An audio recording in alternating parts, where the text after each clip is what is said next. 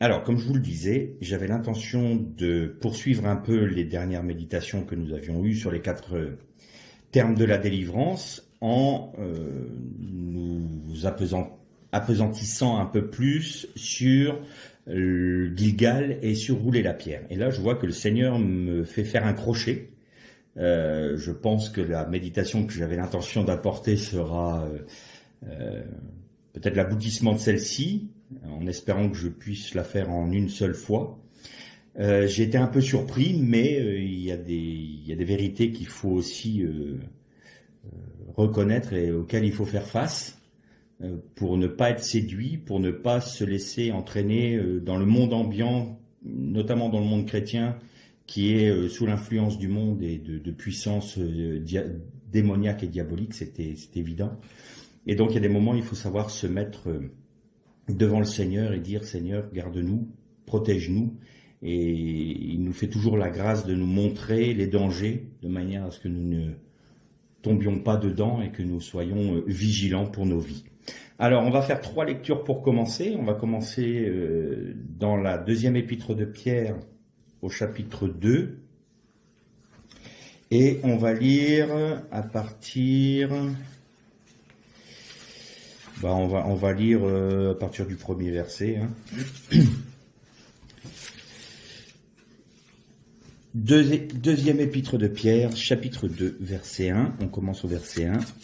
Il y eut de faux prophètes parmi le peuple, de même il y a parmi vous de faux docteurs qui introduiront insidieusement des hérésies de perdition et qui, reniant le maître qui les a rachetés, attireront sur eux une perdition soudaine. Beaucoup les suivront dans leur dérèglement, et à cause d'eux, la voix de la vérité sera calomniée. Par cupidité, ils vous exploiteront au moyen de paroles trompeuses, mais depuis longtemps leur condamnation est en marche et leur perdition n'est pas en sommeil.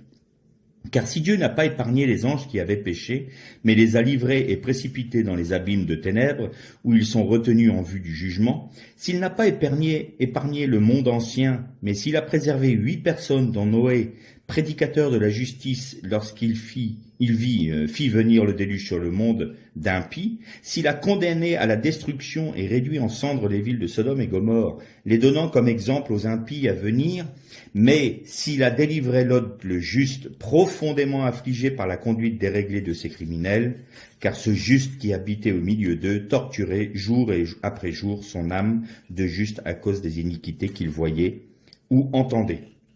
C'est donc que le Seigneur sait délivrer de l'épreuve les hommes pieux et réserver les injustes pour les châtier au jour du jugement. Ceux surtout qui, dans un appétit de souillure, recherchent les plaisirs charnels et méprisent l'autorité du Seigneur. Présomptueux, arrogants, ils ne craignent pas d'injurier les gloires, alors que les anges supérieurs en force et en puissance ne portent pas contre elles de jugement injurieux devant le Seigneur. Mais eux, semblables à des animaux dépourvus de raison et destinés par nature à être capturés et détruits, ils injurient ce qu'ils ignorent. Ils périront par leur propre corruption. L'injustice sera le salaire de l'injustice.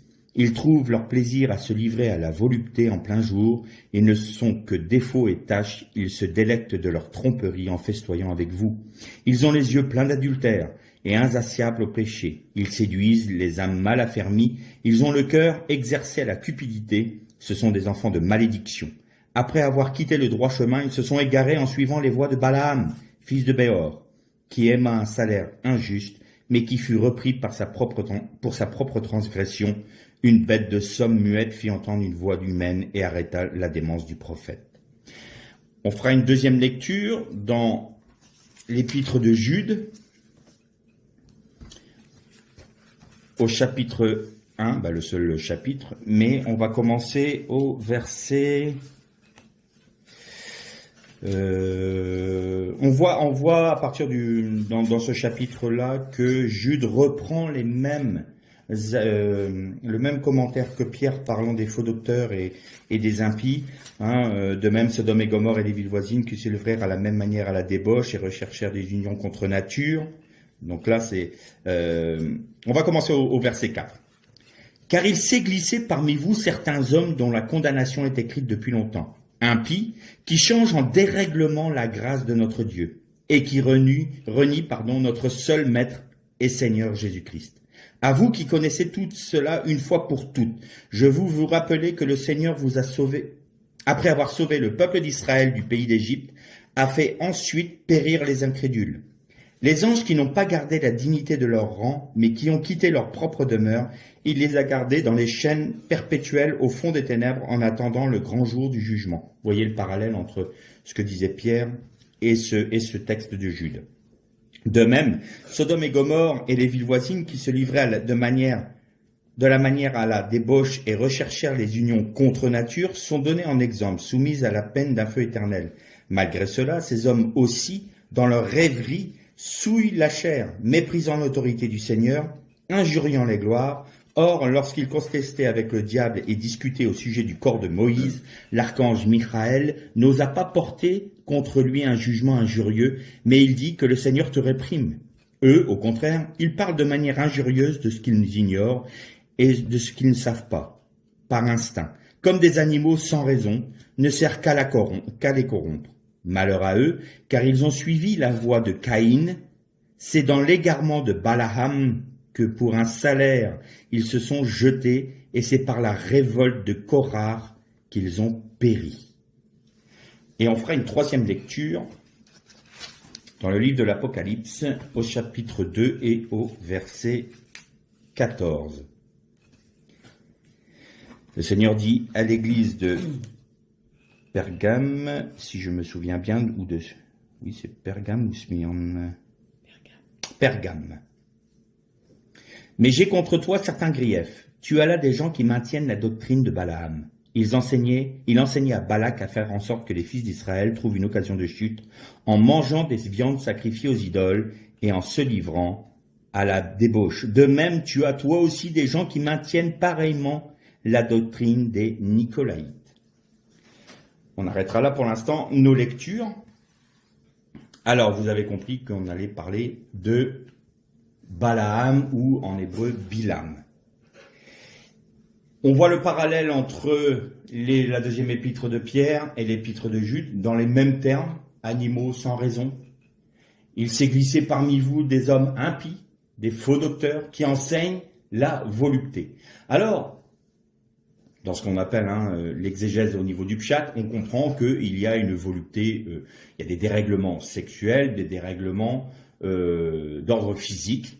Bon, c'est réel, mais je voudrais qu'on s'attarde davantage sur la réalité spirituelle de ces textes-là. Jude nous apporte une précision. Les deux nous parlent de Bilam, donc de Balaam. Mais Jude apporte une autre précision. Il parle de Caïn, de Bilam et de Korah. Et il nous montre qu'il y a une révolte contre l'autorité du Seigneur et il y a une manipulation de l'œuvre du Seigneur, de grâce du Seigneur, pour assouvir leurs propres désirs charnels et pour pouvoir vivre selon le dérèglement. Cette doctrine a été défendue. Alors, il y a plusieurs écoles, il y en a certains qui disaient parmi les pères de l'Église que c'était le fameux Nicolas qui était parmi les 7 qui avaient été choisis pour servir aux tables remplis d'esprit, qui a apostasié et qui a fait une doctrine de Balaam qui est devenue les Nicolaïtes, portant le nom des Nicolaïtes. D'autres disent que c'est un autre Nicolas qui a fait cette doctrine-là. Bon, peu importe. Je ne pense pas que ce soit celui qui a été choisi pour servir aux tables. Mais quoi qu'il en soit, il y avait cette doctrine-là qui reprenait exactement ce que disait Platon, c'est-à-dire l'esprit est pur, le corps est impur, faites ce que vous voulez avec le corps, de toute façon l'esprit il est sauvé par grâce. Donc on prend la grâce du Seigneur comme un chèque en blanc, et puis on peut faire tout ce qu'on veut, au moment de la mort on présentera le chèque au Seigneur en lui disant « Ah, ben voilà, moi ça a été payé ». C'était un peu ça la doctrine. Mais il faut qu'on aille plus profondément là-dedans. Parce qu'on dit oui, ceux qui sont charnels, ceux qui pêchent, et on est un peu superficiel dans ces enseignements-là. Pourquoi? Parce qu'on mélange un peu ce qui est de la faiblesse de l'homme, parce que nous sommes faibles par nature, et nous pouvons continuer à pécher par faiblesse et non par envie de pécher, par désir de pécher, par une volonté de garder notre vie et de dire au Seigneur, je prends la grâce et puis le reste, ça m'intéresse pas. Ce que je veux juste, c'est avoir du profit, mais je veux garder ma vie. Et il y a ceux qui veulent vraiment suivre le Seigneur, qui ont faim et soif de Dieu, qui veulent lui plaire, qui veulent marcher selon ses commandements et qui trébuchent, qui peuvent avoir des moments de faiblesse et qui vont pécher. C'est pas de ces gens-là dont je parle, et bien évidemment. Nous sommes tous faillibles, je suis faillible, il y a des moments où je trébuche, le Seigneur par sa grâce me relève, mais j'ai une volonté de satisfaire le cœur de Dieu, de plaire à Dieu, et mon objectif, je tends à ce que je sois délivré de ce corps de mort, comme disait Paul, mais béni soit le Seigneur, en Jésus-Christ, je suis pleinement justifié et purifié. Là, c'est une autre catégorie de personnes. C'est ceux qui veulent les bénéfices de la grâce de Jésus, du sacrifice de Jésus, mais ils ne veulent pas en payer le prix. Ne leur parlez pas de la croix, à ces gens-là. Ne leur parlez pas de la mort à eux-mêmes, à ces gens-là. Non, ils veulent simplement tout pour eux. Ils ont peur du jugement, donc on veut se mettre au bénéfice du sacrifice de Jésus, mais de là à suivre Jésus et à obéir à ses commandements, certainement pas, moi je garde ma vie. Et totalement ma vie. Or, la Bible nous dit que celui qui voudra garder sa vie la perdra, et celui qui voudra la perdre la retrouvera. Donc Jude nous parle de Caïn. Qu'est-ce qui typifie Caïn? Caïn, c'est celui qui a voulu s'approcher de Dieu à sa manière. C'était selon sa pensée. Ével, donc son frère, Abel, a apporté un sacrifice en apportant un agneau de son troupeau. Il y a eu le versement du sang. Il a compris que le sang couvrait le péché parce qu'on était racheté par le sang de l'animal. Caïn, non. Il a pris les meilleurs produits. C'était un cultivateur. Il a pris les meilleurs produits. Il n'y a pas de problème à ce niveau-là. Mais non, moi, le sang ne m'intéresse pas. Je viens à Dieu comme moi je le pense. Dieu regarde de manière favorable le sacrifice d'Ével et regarde de manière défavorable le sacrifice de Caïn. Qu'est-ce que fait Caïn? Plutôt que de se dire, pardonne-moi Seigneur, je pensais vraiment bien faire, j'ai commis une faute. Vraiment, qu'est-ce qu'il fallait faire? Il faut qu'il y ait effusion de sang pour être agréé par moi, pour être acheté. Très bien, je vais aller acheter un agneau à mon frère et je vais te l'offrir parce que je ne veux pas que mon frère me le donne, je veux que ça me coûte quelque chose parce que je veux te plaire. Alors là, c'était parfait. Caïn aurait été agréé par Dieu, c'était parfait. Non, il a pris ombrage. Il a pris ombrage, mais non seulement ça. Il a été plus loin. C'est-à-dire que ceux qui sont agréés par Dieu les insupportent. L'a insupporté.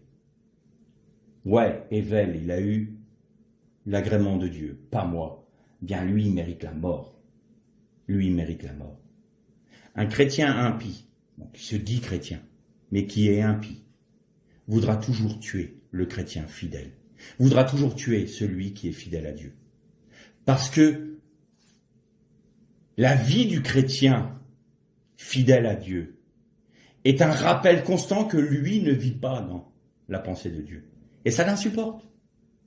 Alors on va vouloir le tuer physiquement, ça arrivé, dans l'histoire de l'Église, il y a des fleuves de sang qui ont coulé, le tuer avec la langue, la lachonara, la mauvaise langue, détruire sa réputation, quoi qu'il en soit, c'est de pouvoir vivre de manière charnelle sans que l'on dérange ces petits chrétiens de nom. Et donc, qu'a fait Caïn? Il a tué Ével. Il a été le premier meurtrier de l'histoire. Ensuite, nous avons l'exemple de Korah, ou plus communément connu dans le monde évangélique, de Coré. Qu'est-ce qu'a fait Korah? Il s'est révolté, il était le cousin d'Aaron. Il s'est révolté contre Moshe et Aaron. Moshe, typologiquement, qui était Moshe? Il était l'intermédiaire entre le peuple et Dieu. Le peuple d'Israël avait demandé à Moshe, nous ne voulons pas, parce que nous avons peur de l'Éternel, nous ne voulons plus que l'Éternel nous parle directement, mais qu'il te parle à toi et tu nous reporteras les paroles de l'Éternel, sois l'intermédiaire entre l'Éternel et nous. Donc, Moshe, typologiquement, est le médiateur entre le peuple et Dieu, comme Christ l'est entre son Père et nous. Donc il est typologiquement une image du Christ. Aaron, qu'est-ce qu'il est? Il est le représentant de l'œuvre du Christ, de la sacrificature. Il était le Kohen Gadol, le grand prêtre. C'était lui qui représentait le sacrifice selon l'ordre d'Aaron. Et donc Korah s'est rebellé. D'une, on paraphrase, contre Christ et contre son œuvre à la croix. Et c'est la raison pour laquelle il a été tout de suite sanctionné par Dieu. La terre s'est ouverte et a englouti Korah et tous ceux qui le suivaient. Et il nous est parlé d'un troisième personnage que l'on va un peu plus décortiquer ensemble. Bilam ou Balaam. Bilam, il a cette particularité de réunir en lui-même les deux travers. Vous connaissez tous l'histoire de Bilam, je ne vais pas la lire parce qu'autrement, là, ça va être vraiment trop long, on a 2 chapitres à lire. Mais vous savez que Balak, roi de Moab, vient pour demander à Bilam de maudire le peuple d'Israël, et il emmène des émissaires auprès de Bilam en lui disant, ben voilà, le roi de Moab, Balak, voudrait que tu maudisses pour lui le peuple d'Israël, parce qu'ils ont détruit les peuples avant, et notamment Sion, le roi Sion, qui était très puissant et qui a été laminé par Israël. Donc, Balak a eu peur, et il a fait demander même à Midian, donc c'est l'Arabie Saoudite aujourd'hui, de venir l'aider. Il faut savoir que Balak était madianite, et qu'il est devenu roi de Moab par un concours de circonstances improbable. Il n'était pas du tout destiné à devenir roi de Moab, mais il est devenu roi de Moab. Donc viens s'il te plaît pour maudire. On nous dit que Balaam était un prophète, mais il n'était pas en Israël. C'était un prophète de quoi? Eh bien, les sages d'Israël disent que Bilam était le prophète des nations, et qu'il avait la même hauteur de nefesh, c'est-à-dire d'âme, que Moshe, que Moïse. Mais qu'il était même plus puissant, parce qu'il était le prophète des 70 nations, alors que Moshe n'était que le prophète d'Israël. Et c'est la raison pour laquelle la Bible dit « Il n'y eut pas de prophète comme Moshe en Israël ». Sous-entendu, ailleurs, il y en avait. Alors les sages se sont posé la question, pourquoi y avait-il un prophète de la stature de Moshe dans les nations? Justement pour que les nations ne puissent pas dire « Tu as privilégié Israël ». Et si nous avions eu un prophète de la stature de Moshe, nous aussi nous aurions obéi à ta parole et nous aurions suivi tes commandements. Donc là, les nations ont la bouche fermée. Donc ça, c'est ce que les sages d'Israël disaient. Mais effectivement, Bilam était un prophète. Et il avait une particularité, c'est qu'il savait à quel moment Dieu s'irritait contre un peuple. Il avait cette clairvoyance-là. Et ça lui permettait de maudire le peuple en question contre rémunération.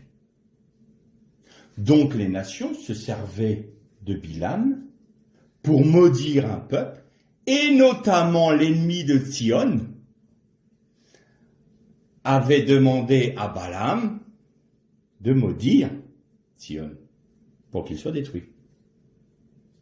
De même, Moab avait été maudit par Bilam, et au moment de Balak, il n'y avait plus que l'empire du sud, parce que le nord avait été conquis. Et Balak savait très bien cela. Mais on va s'intéresser un peu aux deux personnages. Balak, qui était-il? Balak, c'était l'arrière ou arrière-petit-fils de Yitro, Jéthro, le beau-père de Moshe. Et on nous dit que Balak était Balak ben Tsippor, c'est-à-dire Balak, fils de Tsippor. Tsippor, ça veut dire oiseau, en hébreu. Donc un oiseau. J'ai l'impression que ça ne va pas beaucoup plus loin, mais il y a une raison. Yitro avant s'appelait Yitro Tzipor, l'oiseau. Pourquoi?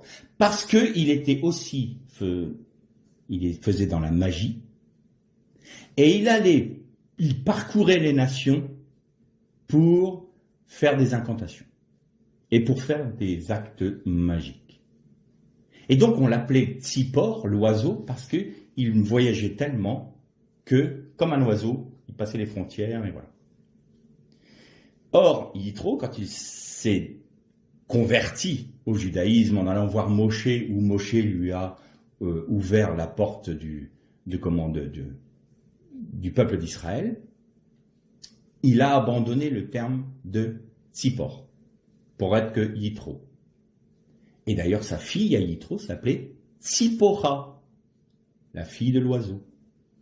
Petit oiseau. Séphora en français. Mais Balak, lui, a dit non, je relèverai ce nom de Tzipor. Et il est dit que Balak faisait des incantations avec un oiseau. Il avait un oiseau. Et il faisait des incantations avec l'oiseau.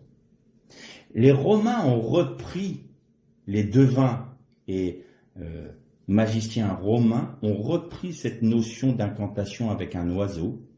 Et on croit que oiseau de malheur ou oiseau de mauvais augure vient de Rome, mais ça vient d'abord de Balak ben Tzipor, l'oiseau de mauvais augure, parce que Balak, si vous séparez son nom, c'est Bilak, qui veut dire celui qui vient frapper, comme un oiseau qui passe une frontière et qui vient frapper. Balaam ou Bilam, c'est autre chose. Lui aussi était un magicien, tout en étant prophète. Ça peut paraître bizarre que quelqu'un qui soit animé par des esprits démoniaques puisse aussi avoir une certaine clairvoyance concernant l'Esprit de Dieu. Mais ça se trouve. Et Bilam avait une jalousie envers Moshe.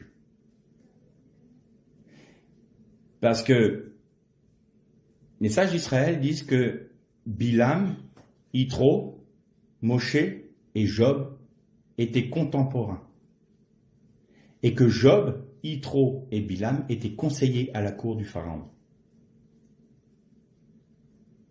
Yitro a accepté la main tendue de Moshe. Job n'a pas pris parti, mais il a eu les épreuves que l'on connaît pour connaître l'Éternel. Et Bilam n'a pas voulu reconnaître en Israël le peuple de Dieu, et il a voulu lutter contre le peuple de Dieu, tout en étant prophète des nations. Il faut savoir que Bilam est un descendant de Lavan. Laban, beau-père de Jacob, donc d'Israël. Et donc il y a toute une part de jalousie, de conflit et de volonté de supplanter le peuple choisi par Dieu. Pas peuple élu, choisi par Dieu.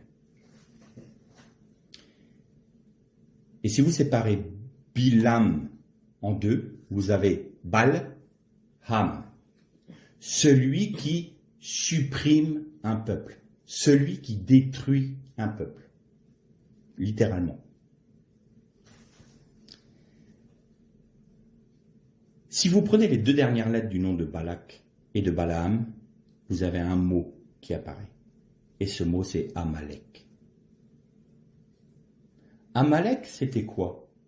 C'est le premier peuple qui a attaqué Israël de manière gratuite et de manière sournoise parce qu'il a attaqué par l'arrière. La queue du peuple qui s'étalait sur ce long cheminement, il y avait 660 000 personnes quand même, et ils sont venus attaquer sur l'arrière-garde, donc les plus faibles, les plus vulnérables, et il est venu par derrière pour attaquer. Et Amalek, c'est le peuple Amlak, le peuple qui détruit. Exactement la même chose que Balak. Et Amalek n'a pas réussi. Pourtant, Amalek, il est l'ennemi par excellence. On va se transposer sur le plan spirituel. Amalek c'est toutes les puissances diaboliques, démoniaques, qui s'expriment dans notre dimension. Ça, c'est Amalek. Vous vous souvenez que je vous ai parlé de la prophétie d'Esther, qu'il y avait Aman, qui était un Amalécite, qui voulait faire la première Shoah et détruire Israël, et détruire le peuple d'Israël à l'époque d'Esther, et où Esther, il y avait en code la date de 1946. Vous savez que ceux qui font des Amalek, il y en a dans toutes les générations. Et vous allez voir que c'est éminemment spirituel. On peut dire, oh là là, c'est tiré par les cheveux quand même, hein, ton histoire là, de dire que les nazis c'était les Amalécites du XXe siècle. Bon, voilà, hein, qui en parle? Bah attendez. Vous connaissez peut-être un certain Julius Streicher, qui était un nazi de la première heure et un antisémite, mais alors jusqu'à la vulgarité. Il était odieux et il habitait où? À Nuremberg. Et il avait un journal, le journal s'appelait Le Combattant en allemand, et alors il déversait sa haine des Juifs, et il avait une propension, et vous verrez que ça c'est important dans la suite du temps, une proportion maladive à la pornographie. Et alors il accusait les Juifs de violer des femmes allemandes, non juives, enfin, il en rajoutait, puis il se délectait de raconter des histoires sur les Juifs, mais toujours avec une connotation pornographique. Vous allez voir que c'est important cette notion-là. Et c'était un des condamnés de Nuremberg, qui a été pendu. Vous vous souvenez que les 10 fils d'Aman ont été pendus, que Esther a demandé au roi s'il pouvait rependre le lendemain. C'était la prophétie pour dire un jour viendra d'autres Amalécites et il faudra qu'ils soient pendus. Et là on avait vu ensemble que les nazis, il y avait 11 condamnés et il y en a 10 qui ont été pendus. Le seul qui a fait, en parenthèse, du bazar pour sa pendaison, ça a été ce fameux Julius Streicher. Et à tel point qu'il a été pendu en caleçon et en maillot de corps parce qu'il a refusé de s'habiller. Il a fallu le porter pour l'amener à l'échafaud. Et il y a même un soldat, enfin l'officier américain a été relevé de ses fonctions parce qu'au lieu de lui faire une pendaison longue, comme on appelle ça, c'est-à-dire qui va briser la colonne vertébrale, la nuque, et il y a une mort instantanée, lui a fait une pendaison courte pour qu'il meure suffoqué. Donc il a mis plus de temps à mourir. Mais il a dit une avant-dernière parole avant d'être pendu. Il a crié « Purim 1946 ». Et la fête de Purim, c'est la fête que les Juifs célèbrent pour la pendaison d'Aman et de ses fils et la délivrance d'Israël du temps d'Esther. Vous voyez que les Amalécites savent très bien qui ils sont. Pourquoi a-t-il dit Purim 1946 ? Lui qui haïssait autant le peuple. Donc, il y avait quand même une dimension éminemment spirituelle dans ce que faisaient les nazis. Et les nazis savaient très bien ce qu'ils faisaient et qui ils étaient. C'était les Amalécites du XXe siècle. Et Julius Streicher, qui était le moins, ils ont fait des tests d'intelligence apparemment avant les procès, c'était celui qui était le moins intelligent. Mais il savait très bien qui il était. Et il savait très bien qui il représentait. Et il savait très bien ce qu'il faisait. Ça, c'est pour la petite histoire. Et donc, ces Amalécites-là, c'est l'ennemi juré d'Israël. Pourquoi ? Parce que c'est la représentation dans notre dimension de Satan et de ses anges. Maintenant, je vous ai dit que si vous prenez les deux dernières lettres de Balak et de Balaam, vous avez Amalek. Il vous reste 3 autres lettres. Un bet, un lamed et un bet. Et ça fait Bélev. Et qui veut dire au cœur. Au cœur de Balaam et de Balak se trouve Amalek. On va aller plus loin. On trouve un autre mot dans les deux noms de Balak et de Bilam. On trouve Babel.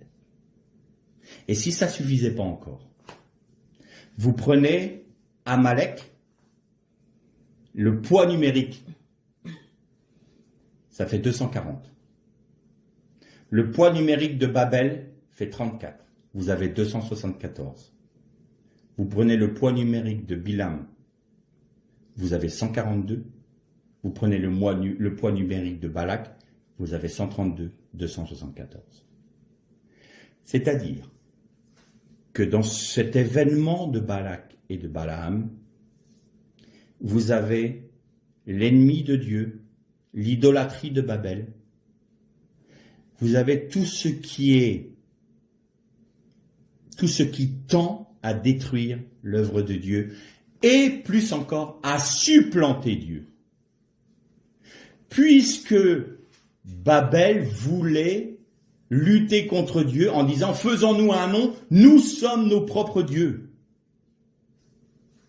Le Zohar nous rapporte une conversation entre Balak et Balaam. Je l'ai noté, je vais vous la lire.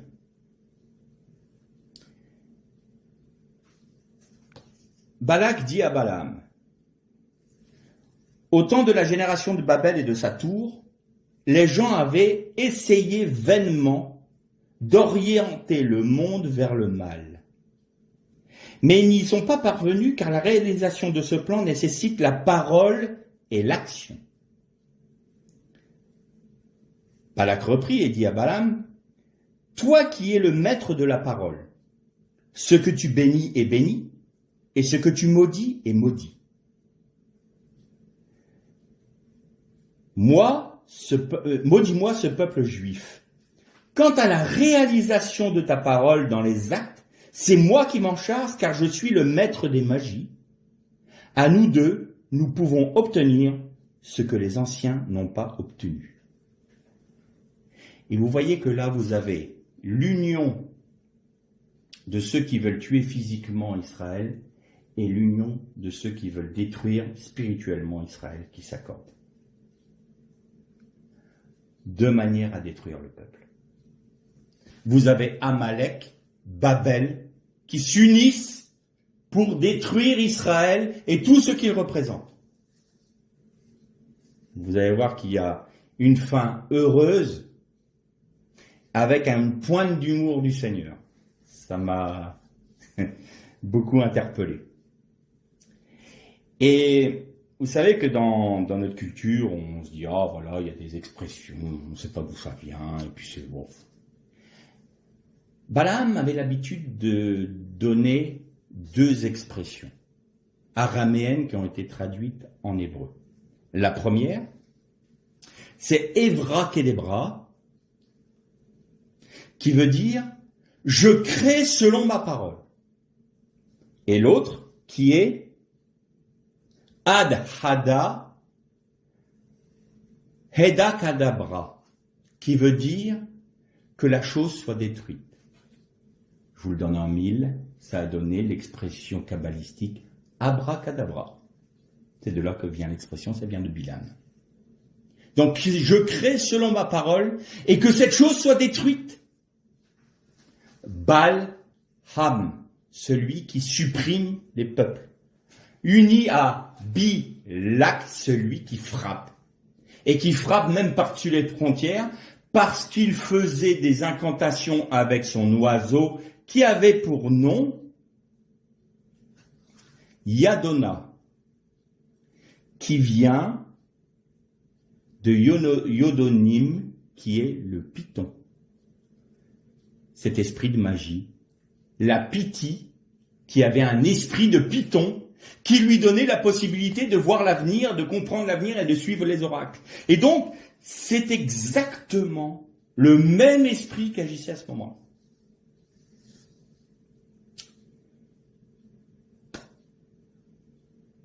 On va continuer à prendre les lettres des deux noms. Parce que le Seigneur, il a dit, oui, oui, oui. Dans vos deux noms, il y a Babel, il y a Amalek, il y a la destruction des peuples, il y a celui qui frappe les peuples. Mais moi, je vais vous faire une belle petite surprise. Je vais prendre vos deux premières lettres. Et vous allez avoir Bilboul. Et Bilboul, c'est je détourne, je change la pensée. Et Bilam est venu pour maudire, il a été obligé de bénir.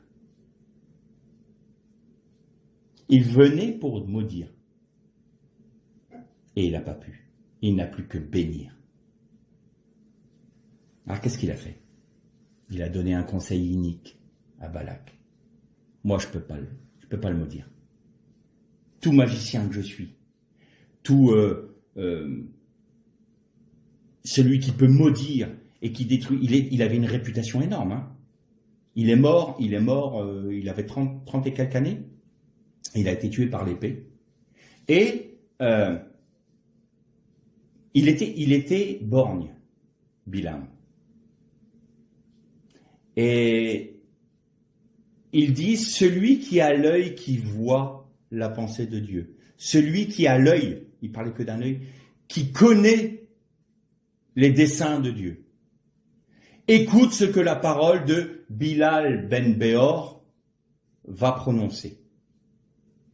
Et les sages d'Israël disent qu'avec l'œil crevé, c'était l'œil qui allait sonder les ténèbres pour pouvoir maudire les peuples. Il y a encore une expression qui est venue de ça, le mauvais œil. Ça vient aussi de Bilam. Mais c'est pas surprenant. Bilam réunit en lui la révolte de Korah, Caïn, Babel, Amalek. Tout y est. Tout ce qui est représentation de notre monde, des 4 empires. Je précise une chose. Il y a un midrash qui dit que l'oiseau de Balak était fait de 4 métaux. Or, argent, airain et fer. Ça vous rappelle pas la statue de Daniel?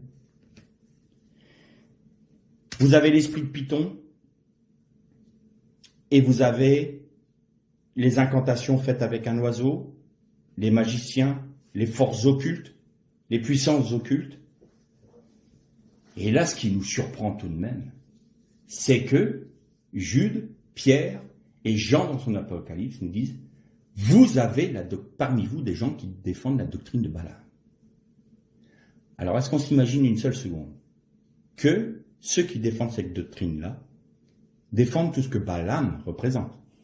Caïn, Korah, Amalek, les forces occultes, les divinations et l'idolâtrie. Ça fait beaucoup pour un seul homme. Et pourtant, c'est la réalité. Bilam dit à Balak, le seul moyen que tu as pour que Dieu détourne sa protection d'Israël, c'est que tu amènes ce peuple-là dans l'idolâtrie. Et donc, il y a eu Balak, Ben Tsippor, si vous inversez, si vous prenez les lettres de Tsippor, vous avez aussi Balak le débauché. Et Balak était réputé aussi, lui, pour être un débauché, mais notoire, et qui aimait tout ce qui était luxure, débauche, notamment sexuelle et tout ça. Et il a été jusqu'à dire à sa propre fille, va te prostituer auprès des Hébreux pour pouvoir les détruire. Et donc les filles de Moab sont venues pour aller débaucher le peuple d'Israël.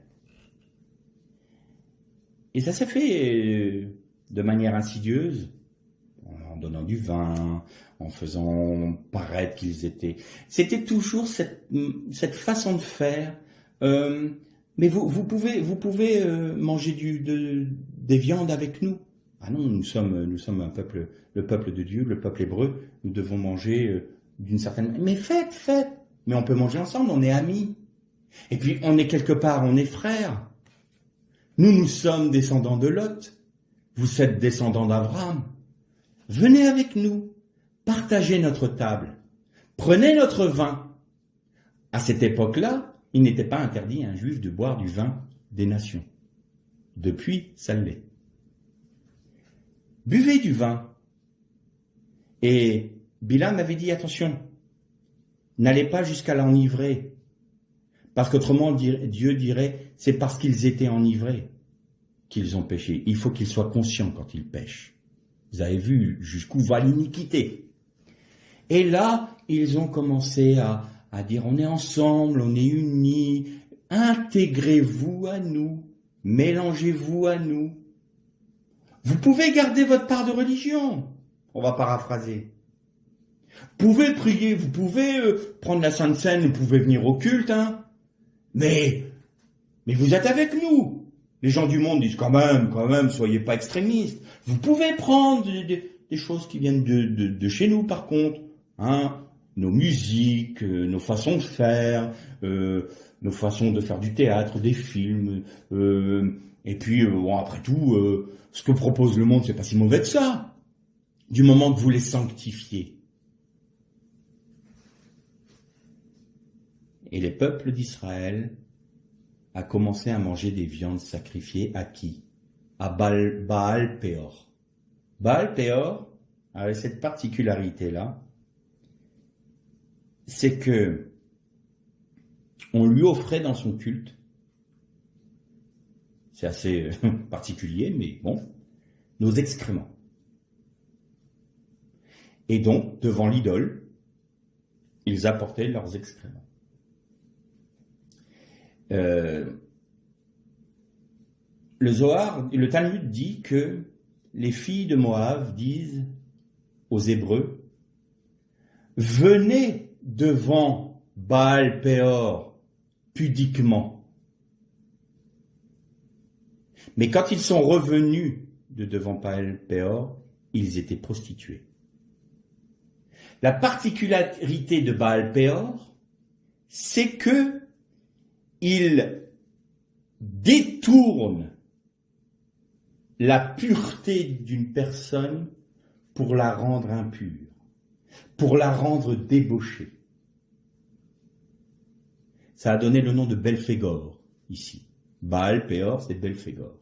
Et Belphégor a cette particularité-là. Vous voyez que le culte de Belphégor, c'était d'apporter des excréments, et notamment la prostitution sacrée.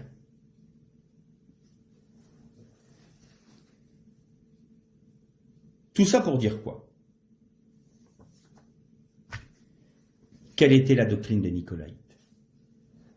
C'était de faire en sorte que l'idolâtrie devienne quelque chose de naturel dans le peuple de Dieu, dans l'Église. On comprend dans les textes que nous avons lus qu'ils mangeaient des viandes sacrifiées aux idoles. C'est pas gênant, allez. Mais pas dans le sens de la liberté en Jésus-Christ, comme le dit Paul. Il y en a qui se sont entrepris et d'autres non. Non, dans une volonté, quand vous avez quelqu'un, comme je disais tout à l'heure, qui veut faire la volonté de Dieu, qui aime Dieu, et qui est prêt à perdre sa vie pour Dieu, il a une liberté. Pourquoi? Parce qu'il n'est pas attiré par les choses de Satan, on va dire. Mais ceux qui veulent garder leur vie, c'est l'état d'esprit dans lequel ils y vont qui pose problème. Moi, je mange des viandes sacrifiées aux idoles, mais je sais très bien qu'elles sont sacrifiées aux idoles et ça ne me dérange pas, parce qu'après tout, moi, cette idole-là, moi, elle me permet de garder ma vie dans la débauche, vous voyez, on en laisse beaucoup. On veut le salut, hein. Mais alors, perdre tout ce que j'ai dans ma vie, ah non. Ah non, Seigneur, non. Moi, je veux faire ce que je veux. Je veux bien venir à toi, mais à ma manière. Ça, c'est Caïn.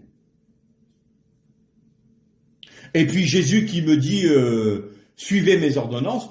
Oh, dis donc, si j'ai envie, hein. Qui c'est qui t'arroge le droit de diriger ma vie?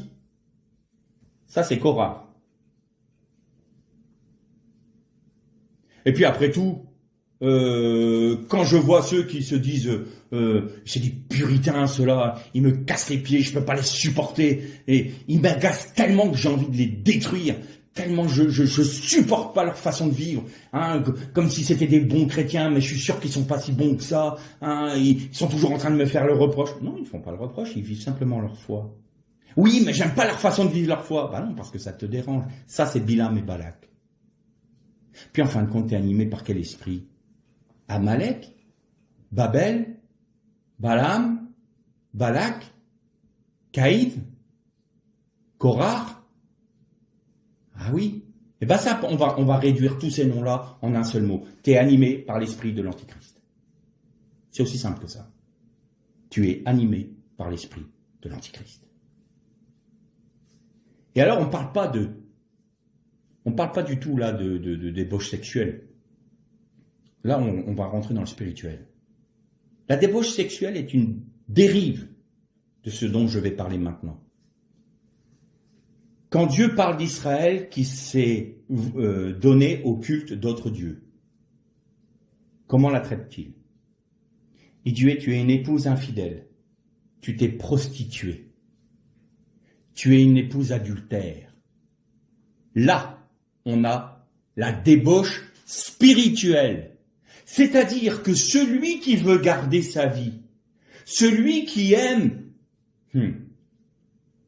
qui s'aime plus que Dieu, donc qui s'idolâtre, est un adultère aux yeux de Dieu. C'est un débauché aux yeux de Dieu parce qu'il détourne la grâce du Christ pour en faire quelque chose de souillé. Garder sa vie, refuser la croix, ne pas accepter l'autorité du Christ dans sa vie, c'était un débauché spirituel. On est des adultères spirituels. Et ceux qui sciemment le font, on peut sérieusement douter d'ailleurs même de leur conversion. Je vais jusque-là.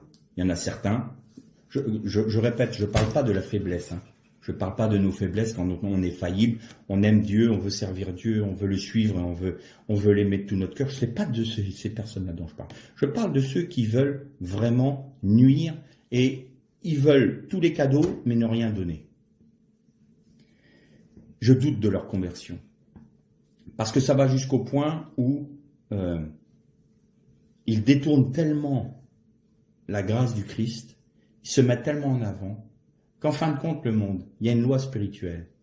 Les païens qui s'adonnaient au paganisme, c'est-à-dire au culte d'autres dieux, avaient une particularité, c'est qu'ils étaient débauchés au niveau sexuel, notamment dans l'homosexualité, l'adultère, toutes ces choses-là, se propageaient dans ces peuples-là. Et d'ailleurs, on voit bien qu'aujourd'hui, le résultat dans nos sociétés, c'est aussi un jugement. Et dans le monde chrétien, sans aller, parce qu'il faut donner une bonne image, et quand vous voyez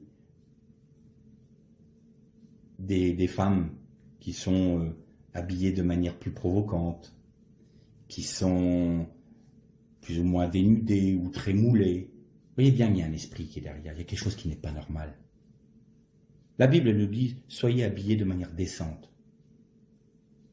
C'était dans les années 80, le frère Gilbert Riggenbach, qui disait, il y a des moments, je regarde des sœurs dans l'église, j'ai envie de leur dire, enlevez le foulard de vos yeux, mettez-le sur les genoux, parce que les jupes étaient trop courtes. Vous voyez tout ça, on voit bien qu'il y a un esprit derrière. Oh, mais quand même, j'ai pas trompé mon mari, je suis pas en train de courir tous les garçons. Non, c'est pas ce que je suis en train de dire. Je dis, mais peut-être que la façon dont tu te tiens dans l'assemblée est peut-être le résultat d'une attitude intérieure. Vous allez me dire, mais attention, là, tu vas loin dans ce que tu dis. Non, je mets en garde. Peut-être que ça va loin, peut-être que ça heurte des personnes. Ça, c'est possible. Mais je mets en garde. Parce qu'il y a des lois spirituelles. On peut nier la loi de la gravité. Si je me jette d'un immeuble, je m'écraserai en bas. Je peux la nier en disant non, j'y crois pas. Arrivé en bas, j'y croirai. On peut nier les lois spirituelles. Mais non. Reconnaissons l'arbre à ses fruits. Maintenant, je précise une chose. Parce que ça peut paraître assez dur, puis se dire, mais tout le monde est en train de partir dans l'idolâtrie. Satan va s'attaquer de manière très particulière aux serviteurs de Dieu. C'est eux qui vont être aux premières lignes des attaques. Pourquoi? Parce que s'il arrive à détourner un serviteur de Dieu, lui va enseigner le peuple. Et s'il enseigne le peuple selon les modèles des Nicolaïtes, Satan gagne une assemblée. Alors quel est le remède pour nous contre ce risque-là? C'est la Bible. Il est écrit. Nous devons nous familiariser avec la Torah, avec la parole de Dieu. Nous devons nous en imprégner. Nous devons la connaître. Nous devons demander au Seigneur de nous l'expliquer. Nous devons demander au Seigneur de nous révéler sa pensée. Mais il y a encore une chose. Et là, je pense que c'est ça qui va introduire la prochaine méditation en parlant de Gilgal. Il faut accepter de perdre sa vie. Il n'y a pas d'autre choix. Il n'y a pas d'autre choix. C'est tout pour Dieu, tout pour lui. Si on veut garder une part de notre vie, il y en a certains, ils sont sauvés, il n'y a aucun problème, ils ont le salut, ils n'ont pas conscience d'être comme ça, c'est pas des vicieux, je dirais. Mais il y a des vicieux dans le monde chrétien. D'ailleurs, Jude et Pierre, il s'est glissé parmi vous. Des gens qui ont abandonné la foi. Il le dit, ils ont abandonné.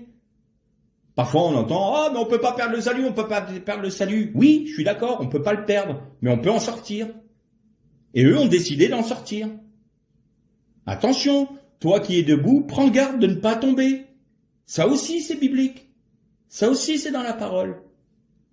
Et donc, on est dans un temps où il y a une pression du monde telle que nous sommes soumis à des assauts spirituels. Si on regarde le monde de manière humaine et tout ça, on dit « Oh, allez, oh, quand même, t'exagères ». Mais non, il y a des forces spirituelles derrière. Il y a l'esprit de Balaam, il y a l'esprit de Balak, il y a l'esprit de Babel, il y a l'esprit d'Amalek, il y a l'esprit de l'Antichrist qui agit dans le monde. Et si nous, chrétiens, nous ne sommes pas sur la brèche pour connaître et reconnaître les temps dans lesquels nous sommes sujets aux attaques et aux assauts de l'ennemi. Et on ne le verra même pas.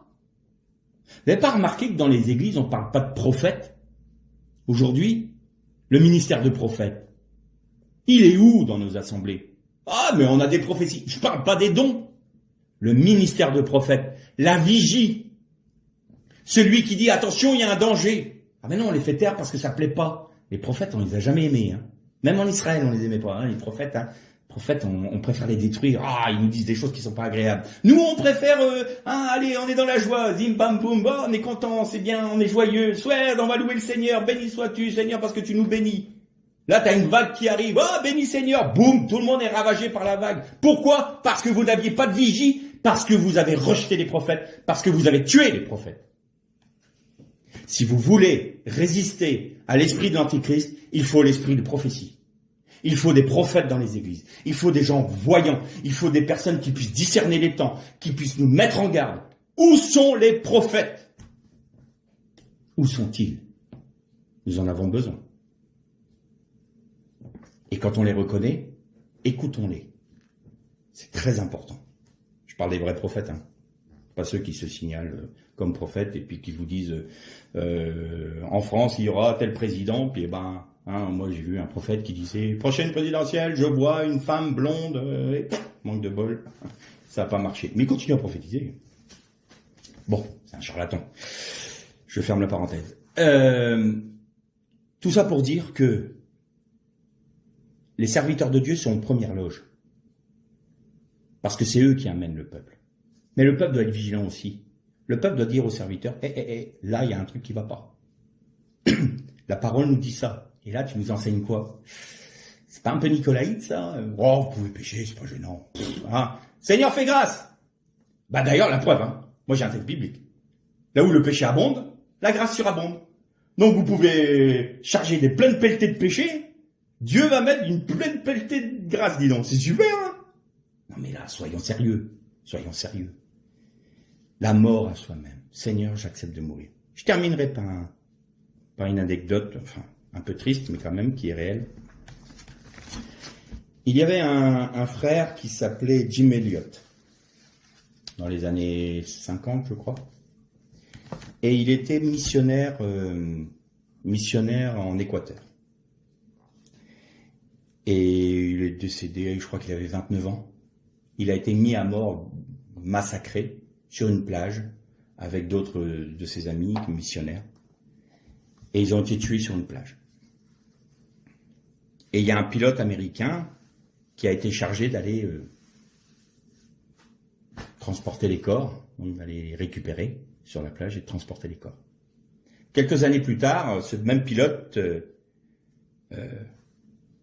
vole au-dessus de cette plage-là, et puis il dit aux personnes qui étaient dans l'avion, il dit, vous voyez, Jim Elliot, c'est là qu'il a été tué, sur cette plage-là. Et dans l'avion, il y a une personne qui dit, non, c'est pas là qu'il est mort. Il dit, écoutez, je sais très bien, c'est moi qui pilotais l'avion qui a été récupéré les corps. Je sais qu'il est mort là. Et la personne lui dit, je suis un ami de Jim Elliot. Jim Elliot n'est pas mort ce jour-là. Jim Elliot, il est mort dans une petite église. Il y a tant d'années, quand il a dit « Seigneur, je vais te donner toute ma vie ». Il avait accepté de perdre sa vie jusqu'aux ultimes conséquences. C'est ce jour-là que Jim Elliot est mort. Et le fait qu'il a été massacré par les Équatoriens n'est que les conséquences de son obéissance à Christ. Est-ce que nous sommes déjà morts? Est-ce que nous avons dans notre vie un endroit où il y a une pierre tombale où c'est marqué C.J. Philippe Dehoux, mort telle date pour Christ? Que le Seigneur vous bénisse.